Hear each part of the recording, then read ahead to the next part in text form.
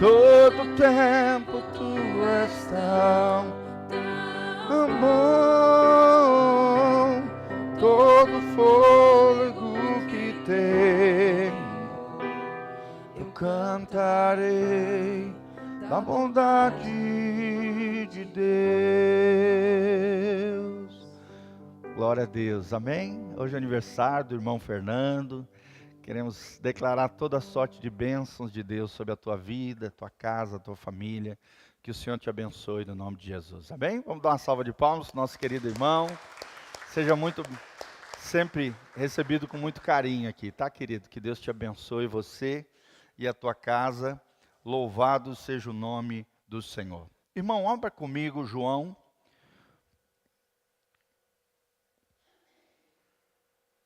6:32.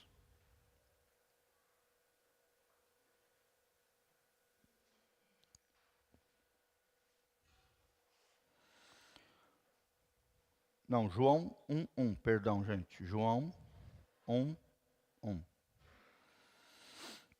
Nós vamos falar hoje sobre as pontes incompletas do russelismo. Você vai aprender que o russelismo é um termo teológico, né? Uma das nomenclaturas do que a gente chama testemunhas de Jeová. E nós vamos aprender, à luz da Bíblia Sagrada, as crenças equivocadas que existem dentro do russelismo. A primeira delas, nós vamos combater agora, através desse trecho, que vamos utilizar como texto básico para aquilo que nós vamos falar aqui. João 1, de 1 até o 14, tá bom? O famoso encarnação do verbo de Deus. Um dos grandes erros dos russelitas é justamente isso, é negar a divindade e a encarnação de Jesus Cristo. E esse texto aqui combate firmemente essa crença equivocada dos russelitas. Russelitas são o quê? Testemunhas de Jeová. Fala comigo, russelitas são testemunhas de Jeová. Então nós já vimos, né, sobre as pontes incompletas do romanismo. Vimos que no catolicismo, né, tem alguns erros ali teológicos, entre eles a crença dos católicos de que a salvação vem pelas obras, vem pelos sacramentos. Falamos contra o culto das imagens, o culto dos santos, o problema da exaltação de Maria, né, como se fosse uma mulher divina, mãe de Deus, segundo eles, o que é uma blasfêmia contra o Senhor. Na verdade, Maria foi mãe de Jesus, homem, mas jamais é superior ou muito menos igual a Deus. Falamos sobre a oportunidade da salvação após a morte, né? Aquele conceito católico que ali um conceito católico que acredita, né, que existe um purgatório, uma espécie de lugar intermediário entre os céus e a terra. Vimos também sobre o caráter sagrado das tradições católicas, onde a tradição católica se torna mais importante, de maior autoridade do que a própria palavra de Deus, o que é um erro grotesco. E depois falamos, o último encontro aqui, falamos sobre as pontes incompletas do espiritismo, tá? O Rafa estava ministrando sobre isso, falou sobre o problema da comunicação com os mortos, falou sobre a questão da reencarnação, também chamada de transmigração da alma, que é um erro grotesco, né? Uma crença equivocada do ponto da Bíblia Sagrada.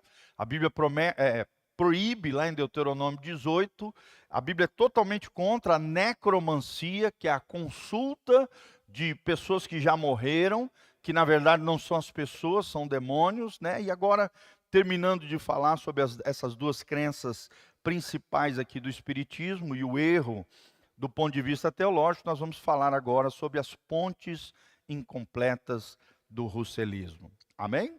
Então leia comigo João 1:1, o Evangelho de João, capítulo 1, versículo 1. A Bíblia Sagrada diz: no princípio era o verbo, e o verbo estava com Deus. E o verbo era Deus. Olha só, ele estava no princípio com Deus, todas as coisas foram feitas por intermédio dele, e sem ele nada do que foi feito se fez. Quem é o verbo aqui, gente? Jesus. A palavra verbo significa ação. Jesus é a ação de Deus a nosso favor. Jesus é aquele que veio trazer a graça de Deus, as boas novas de salvação ao homem pecador. Olha que interessante, versículo 3. Todas as coisas foram feitas por intermédio dele, ou seja, de Jesus, e sem ele, sem Jesus, nada do que foi feito se fez. Versículo 4, a vida estava nele. Nele quem? Jesus. E a vida era a luz dos homens. A luz resplandece nas trevas, e as trevas não prevaleceram contra ela. Houve um homem enviado por Deus, cujo nome era João. Este veio como testemunha para que testificasse a respeito da luz, a fim de que todos virem a crer por intermédio dele. Dele quem? Do verbo de Deus, que é Jesus. Fala comigo, Jesus é o Logos, o verbo de Deus. E aí, no 8 diz, ele não era luz, mas veio para testificar da luz. João, aqui é o João Batista, né? A saber, a verdadeira luz que vinda ao mundo ilumina todo homem. Quem é essa luz? Jesus. Tanto é que a gente tem uma frase muito comum dizendo que Jesus é a luz do mundo. Versículo 10. O verbo estava no mundo, o mundo foi feito por intermédio dele, mas o mundo não o conheceu. E aqui não o conhecer no sentido de desprezá-lo, rejeitá-lo. O mundo, o cosmos sem Deus, os ímpios, os incrédulos, rejeitaram a Deus, desprezaram a luz do mundo, desprezaram o verbo de Deus, o logos, a palavra verbo no original grego é logos. Desprezaram a Jesus de Nazaré. Veio para os que eram seus, e aqui é uma referência aos judeus. E os seus, os judeus, não o receberam. Mas a todos quantos o receberam, deu-lhes o poder de serem feitos o quê? Filhos de Deus, a saber, aos que creem no seu nome. Esse é um dos versículos mais importantes da Bíblia Sagrada. É o versículo que a gente usa quando vai evangelizar as pessoas. Quando a gente está falando sobre o novo nascimento, como nascer do Espírito. A gente lê tanto João 3 ali, aquele bate-papo entre Jesus e Nicodemos, onde Jesus diz para Nicodemos, não adianta você saber de toda a lei, de toda a tradição, de toda a história de Israel. O que é importante para você, Nicodemos, é que você nasça de novo. E o que é nascer de novo? É o que relata João aqui, no capítulo 1, versículo 12. Mas a todos quantos o receberam, receberam quem? Jesus de Nazaré, deu-lhes o poder, o privilégio, a honra de serem feitos o quê, gente? Filhos de Deus. Quantos filhos de Deus nós temos aqui nessa manhã? Coloca a mãozinha no seu coração e fala, glória a Deus.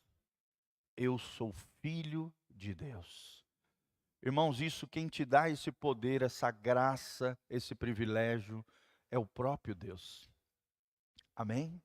O fato de você abrir o seu coração, receber Jesus como Senhor e Salvador da tua vida, isso também é uma operação do Espírito Santo em nós. Eu falei aqui no começo do culto.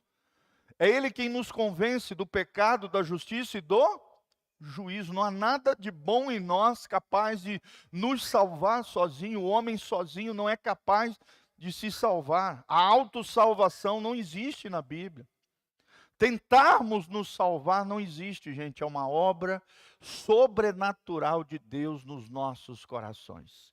Ele quem nos chama, Ele quem nos convence, é Ele que de alguma maneira nos constrange pelo seu amor e pela sua graça bendita. Deus nos dá o poder de sermos chamados filhos de Deus. Esse é o maior título, é a maior honra, é a maior bênção que existe na face da terra. Não é com quem você casou, não é quantos filhos você tem, não é a tua conta bancária, não é o teu patrimônio. Tudo isso é bom, é maravilhoso, mas é secundário. Não adianta de nada você ter tudo isso e não ser filho de Deus. A coisa mais importante, a decisão mais importante nessa vida é você se tornar filho de Deus. Quem te dá esse poder, essa graça, é o Senhor. Amém? Mas quem se torna filho de Deus? Está no final desse versículo. A saber, aos que creem no seu nome. Crer, fé. A fé é o braço estendido para você receber o alimento espiritual de Deus. A fé é o braço estendido que reconhece que Jesus é o Rei dos Reis e o Senhor soberano do nosso coração. Então é lindo isso, precisamos crer no nome de Jesus, precisamos declarar esse nome que é poderoso. E crer, nós temos aprendido, o tripé da fé é confiar, entregar e descansar. Fala comigo, fé é confiar, é entregar e é descansar. Será que você tem confiado em Deus? Será que você tem entregado tudo nas mãos de Deus? Teus sonhos, planos, projetos, tuas decisões, aquilo que você precisa, a direção de Deus para a sua vida. Será que você tem descansado no Senhor, irmão? O Shabat de Deus. O sábado simboliza isso, o descanso de Deus. Quem confia, entrega. Quem entrega, descansa. Vamos falar junto? Quem confia, entrega. E quem entrega, descansa. Vira para o irmão que está do seu lado, segura no ombro dele, profetiza e fala assim: meu irmão, descansa no Senhor. Aprenda a descansar no Senhor. Não tem por que você ficar agoniado, ansioso, cheio de medo. Descansa no Senhor. Aqueles que creem no seu nome, Deus lhes deu o poder de serem chamados filhos de Deus. Aí vem o versículo 13, os quais não nasceram do sangue, por pai e mãe, de ordem natural, nem da vontade da carne, de seres humanos, nem da vontade do homem, mas sim nasceram de Deus. Fala comigo, eu nasci de Deus. Olha que coisa linda, gente. É claro que nós somos gerados no ventre das nossas mães através da sementinha dos nossos pais. Mas espiritualmente falando, nós nascemos de Deus. O novo nascimento é um nascimento em Deus. E aí termina de forma gloriosa no 14. E o verbo se fez carne e habitou entre nós. Que verbo é esse? Jesus, cheio de graça, cheio de verdade. Vimos a sua glória, a glória como do unigênito do Pai. E aqui quem está escrevendo foi uma testemunha ocular. Foi o apóstolo João, ele viu a glória de Deus, ele viu a pessoa bendita de Jesus, ele viu sinais, milagres, maravilhas, libertações, curas, coisas sobrenaturais extraordinárias. Jesus teve pelo menos 500 pessoas que testemunharam os grandes feitos do Senhor, que viram o Cristo ressurreto. Diz o texto sagrado, pelo menos 500 pessoas testemunharam o Jesus ressuscitado e milhares viram os milagres e maravilhas de Jesus de Nazaré. Então esse texto, irmão, nós temos testemunhas oculares, temos registro histórico de que Deus se fez carne, o Verbo se fez carne, encarnou e habitou entre nós. E ele não era qualquer um, era um homem cheio de graça, cheio de verdade, e assim também temos que ser, cheios de graça, cheios de verdade, cheios de empatia, cheios de amor, cheios de verdade, a verdade de Deus no nosso coração, na nossa boca, na nossa vida. Vivemos a vida de verdade que Deus preparou para nós, e cheios também, assim como Jesus, da glória de Deus. Amém? Quem quer a glória de Deus aí sobre a sua vida? Paulo fala isso, nós vivemos de fé em fé, de glória em glória. Quem vive a vida da fé, manifesta a graça, a verdade e a glória de Deus, assim como o Filho de Deus. É claro que Jesus é incomparável conosco, Mas a Bíblia diz, se vocês crerem, vocês farão as minhas obras e ainda maiores. Olha a promessa de Jesus para a nossa vida. Nós podemos fazer grandes coisas para Deus se estivermos em Cristo. Amém? Então o tema principal aqui é a encarnação do Verbo. Diferentemente dos espíritas que creem na reencarnação, ou seja, que as almas vão migrando de corpos em corpos, de tempos em tempos, de eras em eras. O cristão não acredita nisso, na reencarnação. Nós acreditamos na encarnação. Encarnação, com E, não com Re no início. E a encarnação única que existe na Bíblia Sagrada é Deus se fazendo homem e habitando entre nós na pessoa bendita do Verbo de Deus, que é Jesus de Nazaré. Fala comigo, eu não creio na reencarnação, mas eu creio na encarnação de Jesus de Nazaré. Amém? Ele se fez homem e habitou entre nós. Então, uma das seitas mais desafiadoras, né, que encontramos no nosso país são os russelitas, os testemunhas de Jeová. São também chamados de TJs. E é interessante que eles são extremamente evangelistas, gente. Eles batem de casa em casa, de 2 em 2 ou mais. Todos os domingos eles saem para evangelizar na casa das pessoas.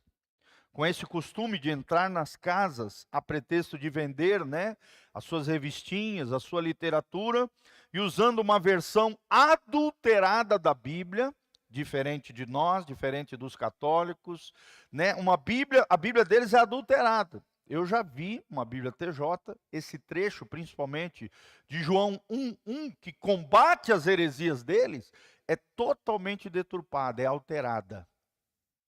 Não tem respaldo histórico, não tem respaldo na história da igreja. Foi adulterada a partir do século XX.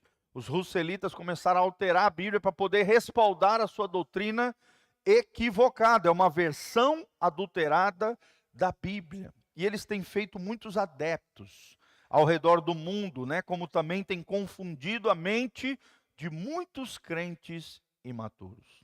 Deixar bem claro aqui que nós não estamos julgando as pessoas. Nós estamos discernindo e julgando a doutrina. Fala comigo. Julgar as pessoas é Deus quem faz. Mas julgar e discernir a doutrina é nós que temos que fazer. À luz da Bíblia Sagrada. Amém? Então não estamos fazendo juízo de valor com relação a caráter, pessoa, personalidade. Estamos falando apenas da doutrina equivocada deles, das crenças equivocadas. No seu proselitismo, eles obtêm certo sucesso. O que é proselitismo, gente? É achar que só eles são salvos e só eles vão para o céu.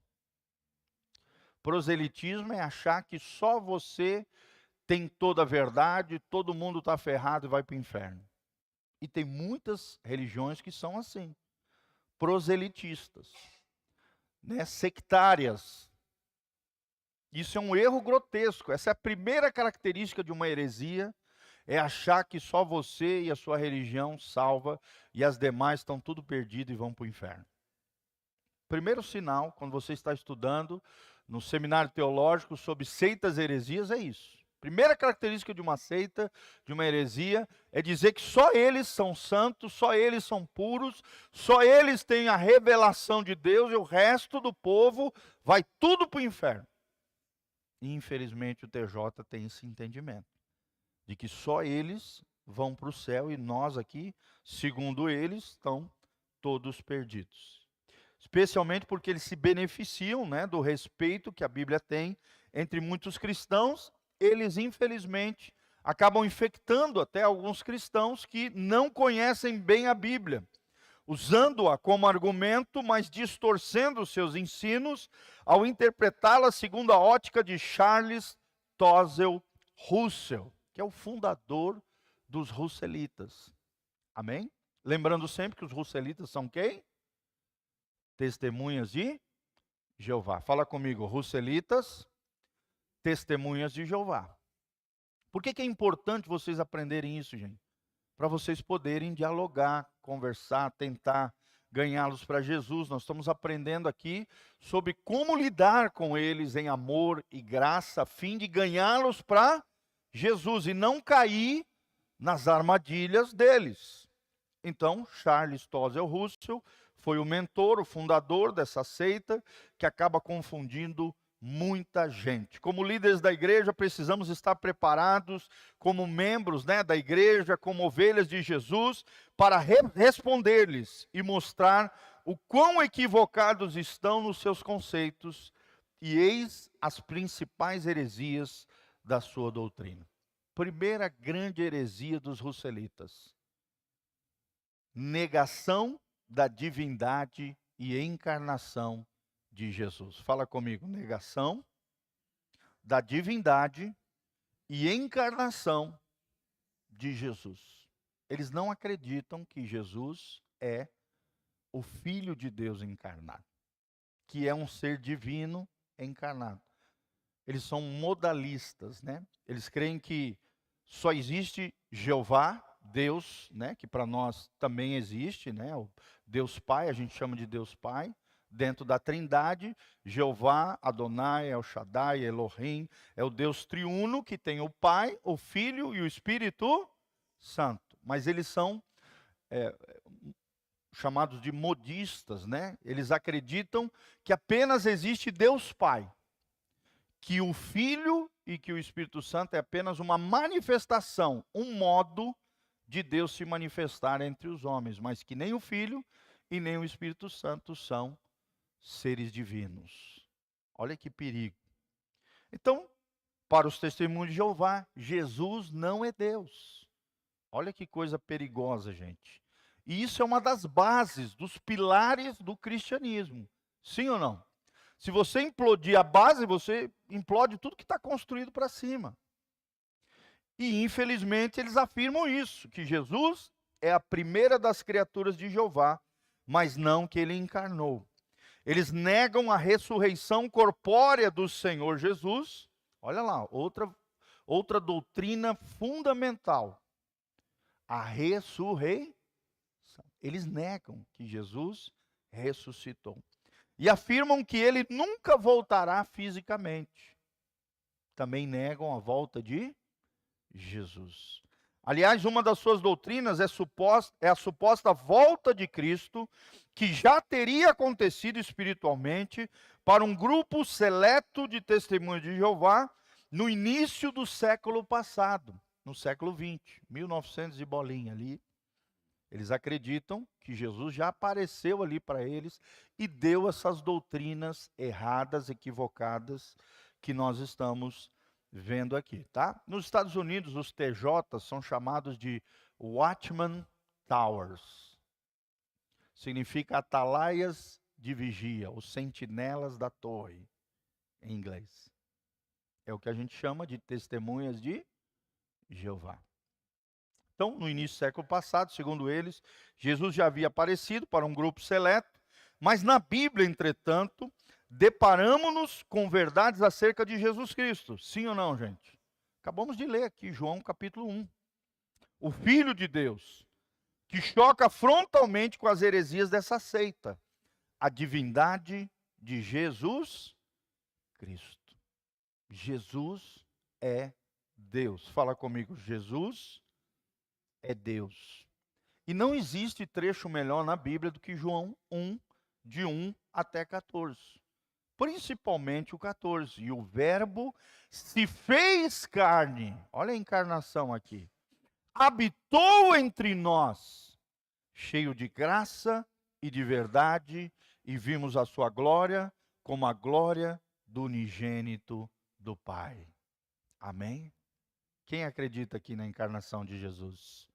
Vamos ver outro trecho que é muito importante para a gente mostrar na Bíblia, Caso alguém aí, caso apareça algum TJ aí na sua frente e você queira ganhá-lo para Jesus, tem que mostrar, Filipenses 2:5.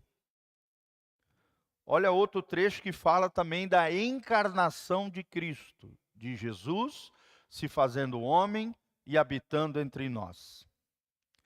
Filipenses 2:5 diz: tende em vós mesmo o mesmo sentimento que houve também em Cristo. Então está falando de Jesus, sim ou não? Pois ele, subsistindo em forma de Deus, ou seja, era Deus e é Deus ainda, não julgou por usurpação o ser igual a Deus. Antes, a si mesmo se esvaziou, assumindo a forma de servo. Olha a encarnação aqui. Assumiu a forma de servo, tornando-se em semelhança de homens e reconhecido em figura humana. 3 coisas que ele fala. Jesus foi servo, Jesus foi homem e foi reconhecido como uma figura humana. Então ele não era um espírito, um invólucro, não era uma força, uma energia, não. O texto está dizendo que Jesus foi e se tornou figura humana, homem. Versículo 8, a si mesmo se humilhou, tornando-se obediente até a morte, e morte de cruz. Pelo que também Deus o exaltou sobremaneira, e lhe deu o nome que está acima de todo nome, para que ao nome de Jesus se dobre todo joelho nos céus, na terra e debaixo da terra, e toda língua confesse que Jesus Cristo é o Senhor, para a glória de Deus Pai. Amém, queridos? Então a Bíblia está dizendo que todo ser humano, toda criatura criada por Deus, vai ter que dobrar o joelho diante de quem? De Jesus. Jesus homem, Jesus também que é Deus, Jesus que não teve por usurpação ser igual a Deus, antes se esvaziou, tornou-se semelhante aos homens, servo, na figura humana, se encarnou aqui entre nós. Então o texto aqui é bem claro, fala desta encarnação de Jesus, fala também da ressurreição de Jesus. Lucas 24, abra comigo Lucas 24, 39 a 41. Olha aqui, o Jesus ressurreto. Você pode ver que a partir do versículo 36, o título aqui é Jesus aparece aos seus discípulos. E aí no 39, vamos ler desde o 36 para pegar aqui o fio da meada. Você pode ver para trás, Jesus já tinha morrido. Olha lá, Jesus já tinha ressuscitado no início do versículo 24. Jesus já havia aparecido para 2 discípulos no caminho de Emaús. E aqui no 36, falavam ainda estas coisas, Lucas 24, 36, quando Jesus apareceu no meio deles e lhes disse, paz seja convosco. Olha só, quando Jesus chega, ele promove o que, gente? Paz. Fala comigo, Jesus promove a paz. Amém? Ele tem promovido paz na sua casa, paz no seu coração, paz na sua vida. E paz aqui, né, no hebraico é shalom, não é apenas uma paz, uma ausência de guerra, de conflito, de crises, de problemas, mas sim uma paz que prospera, que abençoa todas as esferas da sua vida. Paz seja convosco. Versículo 37, eles, porém, surpresos e atemorizados, acreditavam estarem vendo um espírito. Olha só, eles acharam que estavam vendo um espírito glorificado ali. Mas ele lhes disse, por que estáis perturbado? E o que sobem? Porque sobem dúvidas no vosso coração. Vede as minhas mãos e os meus pés, que sou eu mesmo. Apalpai-me, verificai, porque um espírito não tem carne nem ossos, como vedes que eu tenho. Dizendo isto, mostrou-lhe as mãos e os pés, e por não acreditarem eles ainda, por causa da alegria, estando admirados, Jesus lhe disse, tendes aqui alguma coisa que comer? Então lhe apresentaram um pedaço de peixe assado e um favo de mel, e ele comeu na presença deles. Gente, um espírito não come. Sim ou não, gente? Um espírito não pode ser tocado, apalpado. Ele é um ser imaterial, invisível. O espírito não dá para fazer isso. Mas quem tem um novo corpo, e aqui o corpo de Jesus não era o corpo anterior, já é um corpo ressurreto. É um corpo glorificado, assim como eu e você teremos um corpo glorificado na volta de Jesus, no arrebatamento da igreja e na ressurreição dos santos, receberemos novos corpos. Quem quer receber um novo corpo abençoado? Todos os defeitos que você tem no teu corpo hoje vão desaparecer. Aquelas cicatrizes, aquelas marcas, qualquer amputação, doenças, enfermidades que você sofre, dificuldades físicas, aquela parte que você não sabe, todas as anomalias do nosso corpo físico vão desaparecer e nós receberemos um novo corpo glorificado, extraordinário, maravilhoso. Maravilhoso, um corpo novo, mas um corpo que se pode apalpar, que se pode alimentar, conforme nós vemos nos relatos aqui do Evangelho de Lucas. Amém? Então nós vemos a encarnação de Jesus, João 1,14, nós vemos a ressurreição de Jesus aqui nesse texto, e nós vemos a promessa da sua volta. Sim ou não, gente? Vamos ver a promessa da sua volta aqui em 1 Tessalonicenses, abre comigo, 1 Tessalonicenses 4, 14 a 17.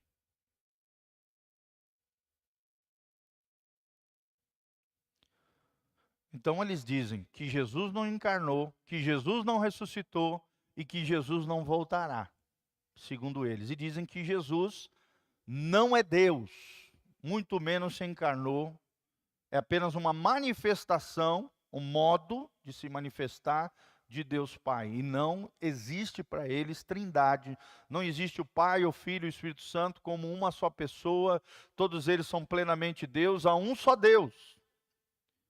Olha o resumo da trindade, fala assim comigo, a trindade é,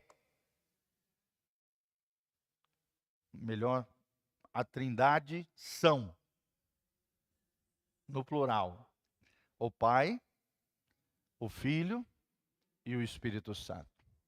Fala comigo, todos eles são plenamente Deus.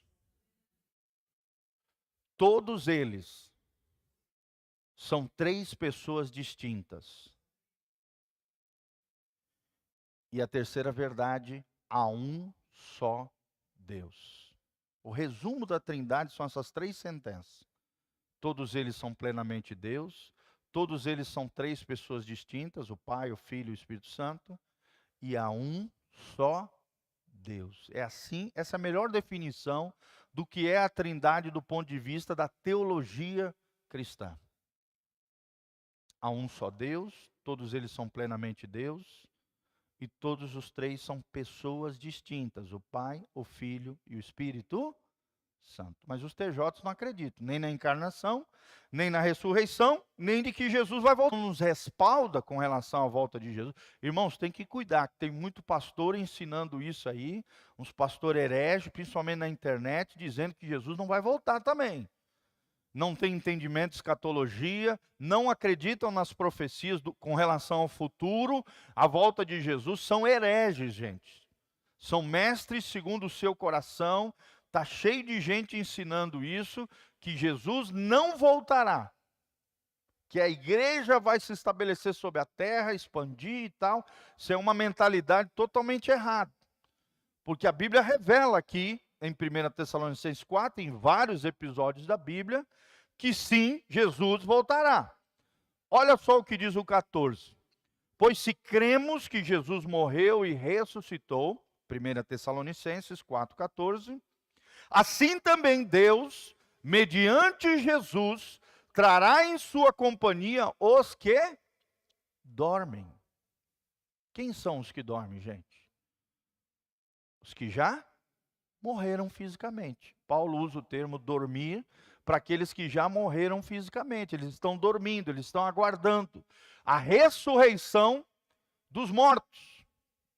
15. Ora, ainda vos declaramos por palavra do Senhor isto: nós, os vivos, os que ficarmos até a vinda do Senhor, de modo algum precederemos aos que dormem. Paulo está dizendo, olha, calma, sossega, Jesus está voltando. Primeiro ressuscitarão quem? Os mortos em Cristo, aqueles que dormem. Mas nós que estivermos vivos, aí entra o 16 aqui. Porquanto o Senhor mesmo, dada a sua palavra de ordem, ouvida a voz do arcanjo e ressoada a trombeta de Deus, descerá dos céus, os mortos em Cristo ressuscitarão primeiro, e depois nós, os que estivermos vivos, os que ficarmos, ficarmos, né, estivermos em vida, quando Jesus voltar, seremos arrebatados juntamente com eles. Eles quem, gente? Aqueles que ressuscitaram. Seremos arrebatados, e a palavra arrebatado significa tomados com força, arrancados dessa terra. A gente não sabe se a gente vai desaparecer com roupa e tudo, ou a roupa vai cair, a gente vai sumir, e lá em cima já teremos novas vestes glorificadas, louvado seja o nome do Senhor. Eu acho que vai ser assim, tá? Só vai ver aquele monte de roupa no chão, e nós lá com novos corpos, novas vestes. Porque a Bíblia fala em Apocalipse de vestes brancas, com o sangue salpicado de Jesus nas bordas, coisa linda. E a Bíblia diz, e eles venceram por causa do sangue do Cordeiros. Vestes brancas, alvas como a neve, mais brancas do que a pura lã de cordeiro, a sua maior pureza e branqueza. Vai ser lindo, gente. Amém? Quantos estão aguardando esse dia glorioso? É claro que a gente não pode ficar no sofá esperando Jesus voltar e não fazer nada. Não. Temos que tocar nossa vida, cumprir as nossas responsabilidades, realizar os sonhos, planos e projetos que Deus tem para a nossa vida, criar os nossos filhos, cuidar dos nossos casamentos. Continuamos a trabalhar, produzir riquezas, abençoar a obra do Senhor, crescer como igreja, evangelizar as pessoas. Deus não vai fazer aquilo que cabe a nós fazermos, amém? Mas também podemos criar uma expectativa tremenda no nosso coração, daquilo que Jesus diz em João 14, não se turbe o vosso coração, credes em Deus, crede também em mim. Na casa de meu Pai há muitas moradas, se não fosse assim eu não vos teria dito. Mas eu estou indo para lá, para vos preparar um lugar, para que aonde eu estiver, vós estejais comigo também. Glória a Deus. Amém? Essas mansões celestiais, os teólogos, né, divergem, né? Alguns acreditam que esta mansão as mansões não é uma casa, né, uma mansão num condomínio lá no céu, não. Creem que a mansão aqui é a casa de Deus, que são os novos corpos glorificados. E alguns acreditam que pode ser até uma espécie de casa, de um lugar lindo que Deus preparou para você morar, habitar, né? Ou na nova terra glorificada de Deus, cada um ter as suas casas boas, maravilhosas, que Deus vai trazer dos céus sobre a terra quando Ele descer na nova Jerusalém. Amém? Fala comigo, o céu descerá sobre a terra. Glória a Deus. Quem quer ir para o céu aí? Levanta as duas mãos para os céus comigo e fala, Senhor, eu quero conhecer as mansões celestiais, estar contigo na glória. Mas é o que a Bíblia diz, gente. Primeiro vão ressuscitar os mortos. Ao soar da última trombeta, no final do 16, descerá dos céus e os mortos em Cristo ressuscitarão primeiro. Depois nós, os que ficarmos vivos, os que ficarmos, seremos arrebatados, tomados por força, levados para o céu. Daí a palavra rapto, translado, translação, arrebatamento. Juntamente com eles, eles quem? Aqueles que ressuscitaram entre as nuvens, para o encontro do Senhor nos ares. Ares aqui nas regiões celestiais. E assim estaremos para sempre com o Senhor. Consolai-vos, pois, uns aos outros com estas palavras. Não é à toa que Paulo diz a nossa leve e momentânea tribulação não há de se comparar com a glória que há de ser revelada. Fala comigo, o meu problema, a minha luta, a minha dificuldade não se compara com a promessa e a esperança que me está aguardada. Amém? Então, quando você estiver passando por uma luta, um problema, seja fiel ao Senhor, seja um crente de verdade, exerça a tua fé, obedeça a palavra de Deus e lembre-se, isso aqui é transitório, isso aqui é momentâneo. A minha dor, o sofrimento, tudo que as mazelas dessa vida são momentâneas, são transitórias. O que me aguarda lá no céu é glorioso, é extraordinário. Porque Jesus vai voltar. Irmãos, eu creio de todo o coração na volta de Jesus. Então são os 3 pilares da fé que eles combatem. Eles não creem na encarnação de Jesus, eles não creem na ressurreição e eles não creem na volta de Jesus. Nós trouxemos aqui para vocês argumentos bíblicos para combater essas doutrinas erradas dos TJs, que são os russelitas ou testemunhas de Jeová. O segundo erro grotesco deles é a negação do Espírito Santo como uma pessoa da Trindade. Fala comigo, a negação do Espírito Santo como uma pessoa da Trindade. E não é só os TJs que acreditam nisso, tá, gente? Tem muita gente, tem muitas pessoas que acreditam que o Espírito Santo não é uma pessoa. Pensam que é uma força cósmica, uma energia que perambula aí pelo mundo. Mas a Bíblia diz que o Espírito Santo é uma pessoa. Ele fala, ele é inteligente, ele traz para nós a mente de Cristo, né? Então, com certeza, biblicamente, o Espírito Santo é uma pessoa. Os TJs ensinam que o Espírito Santo não é uma pessoa, pois não admitem a doutrina da Trindade. Não admitem o Pai eles admitem, mas não acreditam no Filho nem no Espírito Santo. Para eles, trata-se apenas de uma força ativa de Deus. Olha só como eles chamam.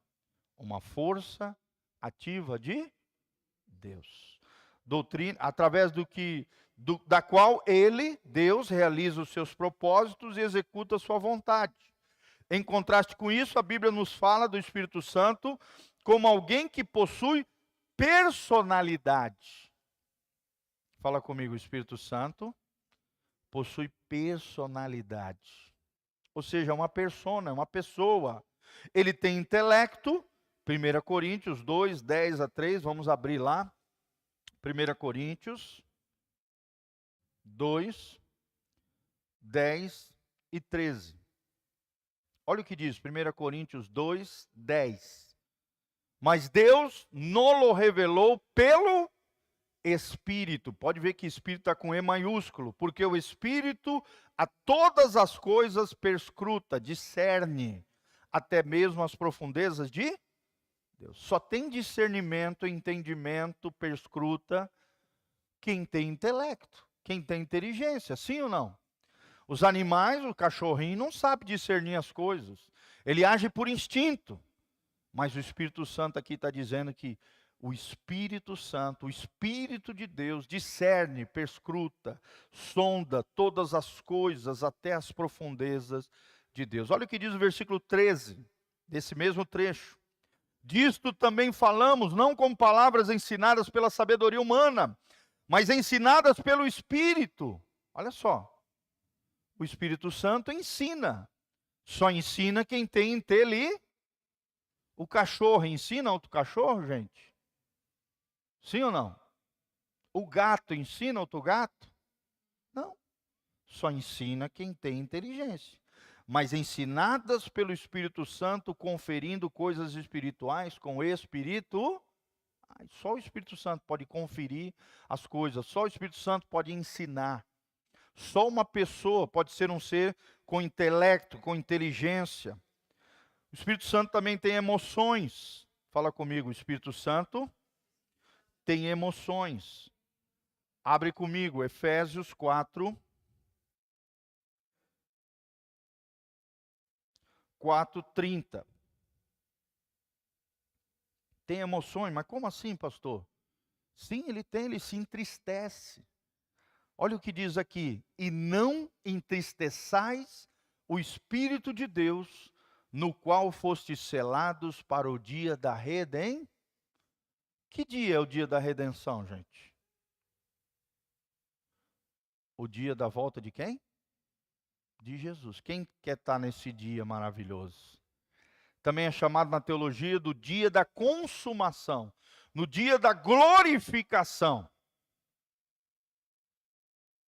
onde haverá a ressurreição dos santos, onde haverá o arrebatamento da igreja, o dia glorioso, o dia da redenção. Não entristeça o Espírito Santo. Você pode ser cheio do Espírito Santo, você pode entristecer o Espírito Santo e você pode apagar o Espírito Santo. Antes de apagar, começa a entristecer. Ou você pode ser cheio do Espírito Santo. E você, meu irmão, é cheio do Espírito Santo? Tem entristecido o Espírito Santo? Ou tem apagado o Espírito Santo? O Espírito Santo vai embora. É igual aquela pessoa que você não, né, você não dá moral, não dá moral para você. Chega uma hora que a pessoa, vamos embora, não liga para mim, não está nem para mim, eu falo, não me escuta. Eu estou orientando, tentando guiar, tentando sensibilizar, conscientizar, e ele nada. Chega uma hora, o Espírito Santo vai embora. Irmãos, a pior coisa do mundo não é o diabo nem os demônios. É quando a glória do Senhor se vai de uma vida humana. Se chama na Bíblia, no Antigo Testamento, Icabod. Foi-se a glória do Senhor. E aí, obviamente, nós sabemos à luz da Bíblia que quando a casa está vazia, o que acontece? Quem é que entra? 7 espíritos piores do que anteriores. Quem entra são os demônios. Se a mente estiver vazia, se a casa estiver vazia, se você não estiver cheio do Espírito Santo, quem pode entrar é quem? Potencialmente quem pode entrar é Satanás. Fala comigo, Deus me livre. Então, quais são as 3 maneiras do Espírito Santo? Fala comigo, ser cheio do Espírito Santo, entristecer o Espírito Santo e apagar o Espírito Santo.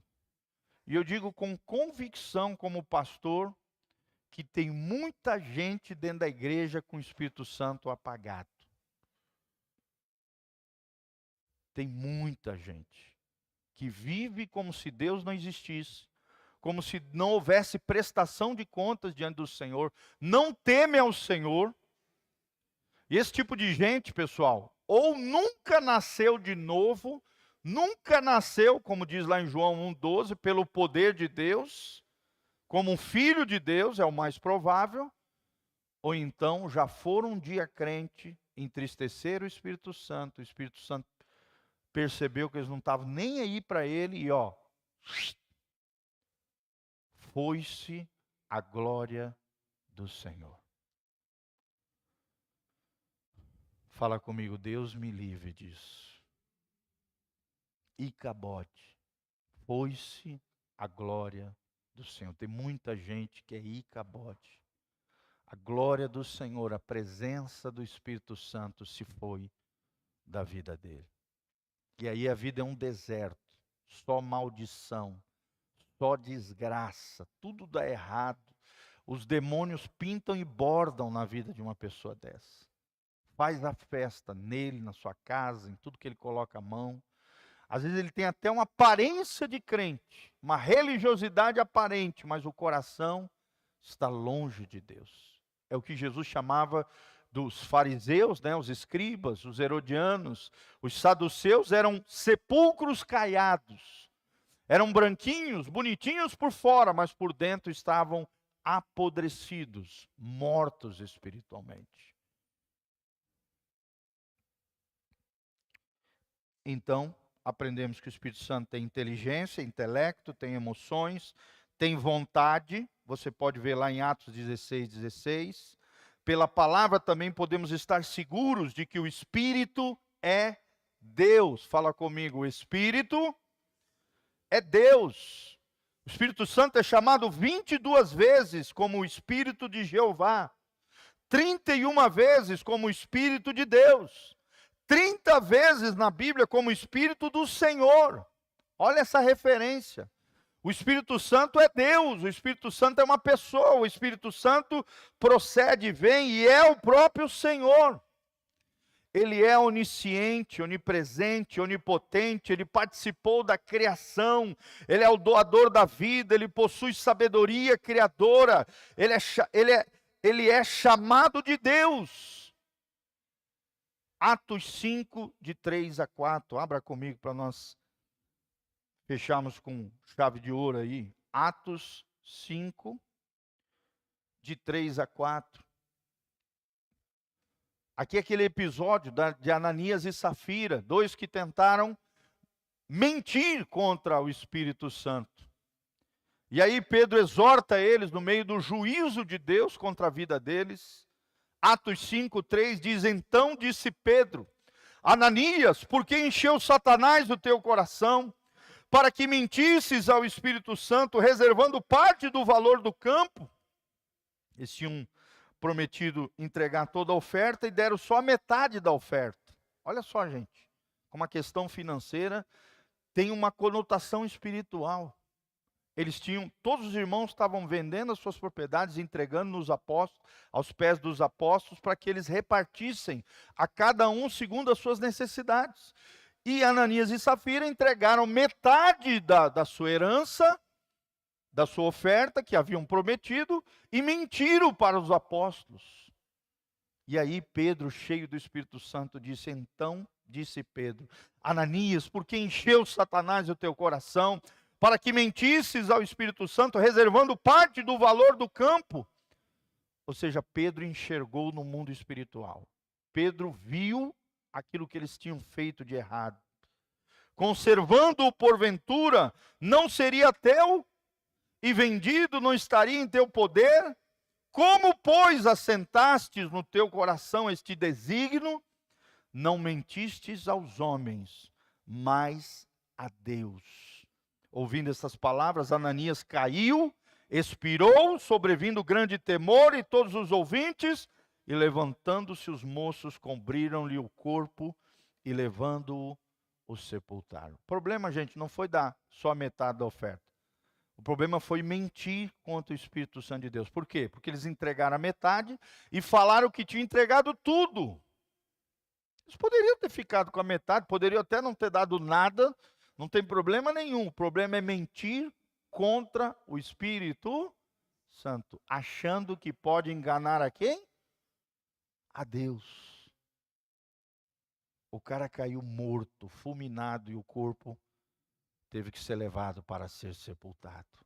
Gente, esse é um dos episódios mais horripilantes do Novo Testamento. Porque contra o Espírito Santo não se pode mentir. O Espírito Santo é Deus. Amém? E para terminar, terceira mentira dos TJs, a salvação que não depende da cruz. Segundo eles, a salvação não depende da cruz, não depende de Jesus, até porque Jesus não é Deus, Jesus não, né? Para eles, Jesus é apenas um profeta, é apenas, né, uma manifestação de Deus, mas não é Deus. Então, para os testemunhos de Jeová, o sacrifício de Cristo não garante a vida eterna, mas somente nos propicia uma nova oportunidade, é o que afirma eles.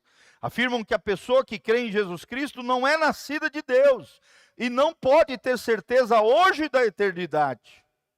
Totalmente contrário à Bíblia. Amém? A Bíblia diz que aqueles que são filhos de Deus são guiados pelo Espírito Santo de Deus. A Bíblia também diz em Romanos 8 que o próprio Espírito testifica ao nosso espírito, ou seja, dá testemunho, traz convicção de que nós somos filhos de quem? De Deus. Você pode ter a certeza da sua salvação hoje. Você não precisa ficar com medo de não ir para o céu, não. Você tem que ter a fé e a convicção de que você é de Deus. E quem faz isso é o Espírito Santo no nosso espírito humano, no nosso interior. Isso não é presunção, isso não é se achar o bonzão, não. É fé. É o que a Bíblia diz, diferentemente do que os TJs ensinam. olha só, creem na salvação através das práticas de boas obras, principalmente assistir às suas reuniões e conseguir adeptos para a sua seita. Ora, todas essas afirmações entram em rota de colisão com a doutrina saudável da Bíblia, pois sabemos que a salvação ocorre pela fé. E é um dom de quem? De Deus. E isso não vem de vós, não é por obras, para que ninguém se vanglorie diante de Deus. Nós vamos ler aqui no final. Que o sacrifício de Cristo é plenamente redentivo e que podemos ter total certeza da salvação, é o que afirma o texto sagrado. Se recebemos a Jesus como Senhor e Salvador, isso é o que nós cremos, né? A salvação ocorre pela fé. O sacrifício de Jesus é plenamente redentivo, amém? Quem acredita na cruz aí? Nós somos o povo da cruz. Morremos com Cristo, ressuscitamos com Ele. Os 3 eventos mais importantes da humanidade. Fala comigo, os 3 momentos mais importantes da história humana. Primeiro momento, a encarnação de Jesus. Segundo momento, a cruz de Cristo. E terceiro momento, vamos ver se você acerta. A ressurreição. São os 3 eventos mais importantes que já se desencadearam na história humana. E no futuro, qual seria o 4º evento? A volta de Jesus. Quem quer subir com Jesus aí? Dá um glória a Deus. Então nós cremos nisso, irmãos. Nós cremos que a salvação ocorre pela fé, que o sacrifício de Cristo é plenamente redentivo, que podemos ter sim total certeza da salvação e que recebemos a Jesus como Senhor e Salvador das nossas vidas. Vamos terminar com o texto que nós iniciamos. João 1,14, para fecharmos. De novo.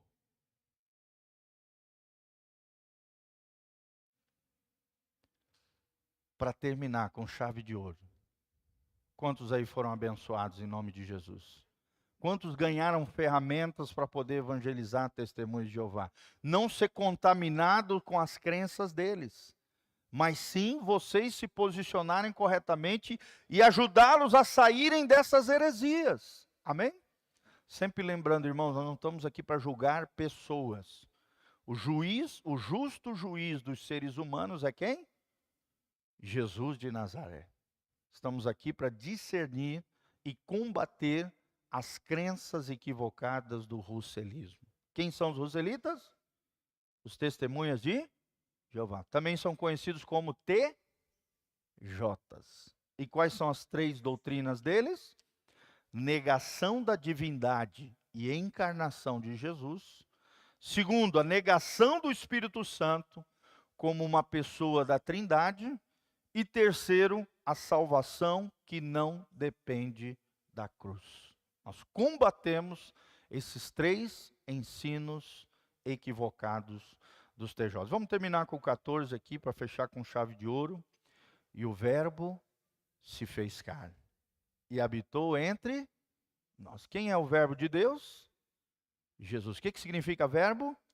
Ação. Fala comigo, verbo é a ação de Deus. E o verbo se fez carne, habitou entre nós, cheio de graça, cheio de verdade, e vimos a sua glória. Quem quer ver a glória de Deus aí? Dá um glória a Deus. Esses dias eu estava ensinando no devocional, né? A importância de você falar glória a Deus. Irmão, isso é tremendo. Assim como aleluia, que significa louvado seja o Senhor, assim como amém, que significa amém, eu creio. Assim seja, significa amém. Glória a Deus, gente. Nós devíamos passar o dia inteiro dizendo glória a Deus, glória a Deus, glória a Deus, porque nós nascemos para o louvor da sua glória, gente. Oh, glória!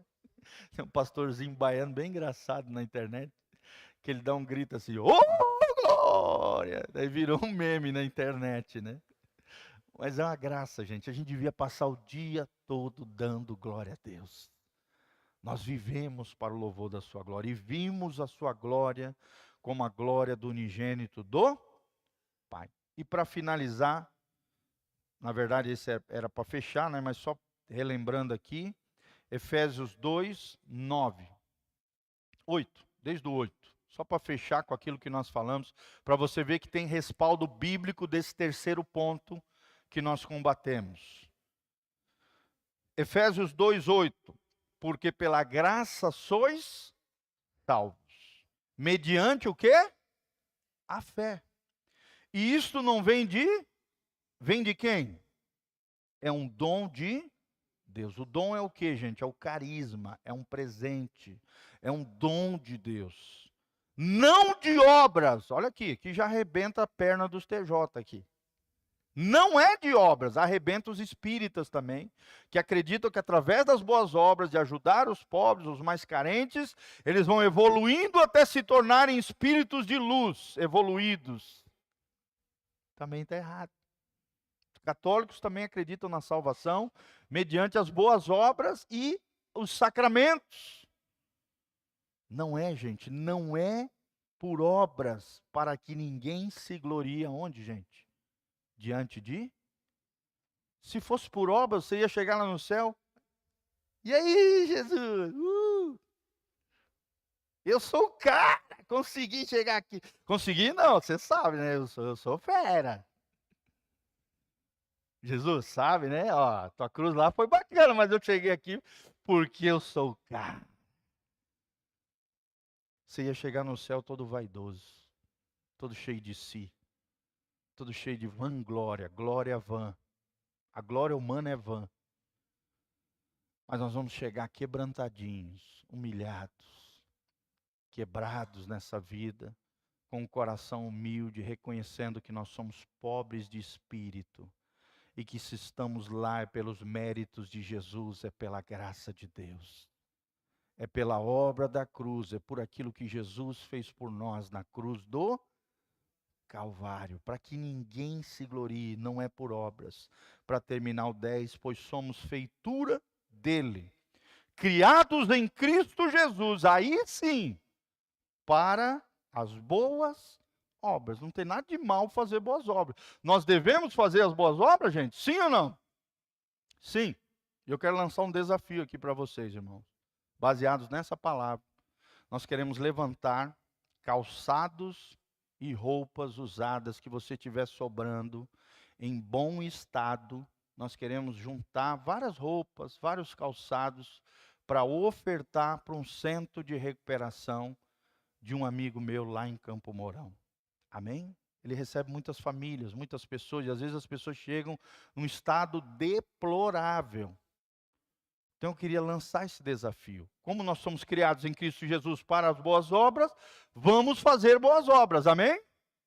Então vai lá no seu armário, procura aquilo que você não está utilizando mais, que tem de sobra, que esteja num bom estado, não vai trazer um negócio todo arrebentado, algo que alguém possa utilizar. Eu vou fazer isso também, separar várias roupas, calçados, demais que às vezes a gente sempre tem demais, gente. Sim ou não? Sim. Você vai separar, colocar numas bolsinhas, vai trazer e deixar aqui na secretaria. E nós vamos levar lá em Campo Mourão e entregar lá no centro de recuperação em nome de Jesus. Amém? Vários domingos. Me ajudem a lembrar, nós vamos estar fazendo isso. A Beth vai me ajudar também. Vamos fazer um cartazinho. Nos próximos domingos vamos estar estimulando os irmãos a fazerem isso em nome de Jesus. Amém? Fomos criados em Cristo Jesus para as boas obras, as quais Deus de antemão preparou para que andássemos nelas. Nelas no que, gente?